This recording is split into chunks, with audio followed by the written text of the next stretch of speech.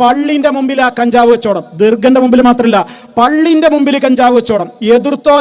എതിർത്തോന് കിട്ടിയ ശിക്ഷ നിങ്ങൾ കേട്ടോളീൻ. അത് വേറൊരു മൂല്യര് പറയണമെന്ന് കേട്ടോളി. സമസ്തന്റെ വലിയ മൂല്യരാണ് അയാളും, അതൊന്ന് കേൾക്കുക. ഇപ്പൊ ഖസാലി ഇമാമിന്റെ കഥ ഞാൻ പറഞ്ഞില്ല അന്ന്.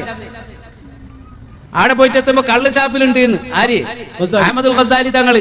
അത് നമ്മക്ക് കാണുന്നത് കള്ള് പോലെ, കള്ളല്ലാതെ. ഒരു മിനിറ്റ് അവിടെ കട്ടെ. ഇമാം ഖസാലി കള്ള് ഷാപ്പിൽ കൊടുത്തിട്ട് കള്ളുടിക്കാണ്. ഇവിടെ പറയാണ് ആ നമ്മളൊന്നും കുറ്റം പറയണ്ട, നമ്മളെ കാഴ്ചയിൽ കള്ളാണ്, അത് നമ്മളെ കാഴ്ചയിലാണ് കള്ള്, ഓരോരുത്തർ കള്ളല്ല.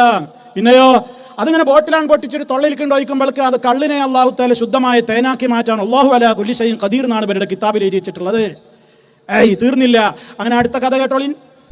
അതുപോലെ തന്നെ ബഹുമാനപ്പെട്ട ഹാഫിദ് ബിൻ ഹജറുൽ അസ്ഖലാനി അല്ലാതെ സിറാജുദ്ദീൻ അൽ ബുൽഖൈനി തങ്ങളാണ്, എനിക്ക് ശരിക്കും ഓർമ്മയില്ല. അവര് വലിയ മഹാന്മാരായ പണ്ഡിതന്മാരാണ്. അവർ പള്ളിയിൽ ഇരിക്കുമ്പോൾ പുറത്തുനിന്ന് ഒരാൾ കഞ്ചാവ് വിൽക്കുന്നുണ്ട്. കഞ്ചാവ് വിൽക്കുന്ന ആളാണെന്ന് ആട്ടി ഓടിക്കണം.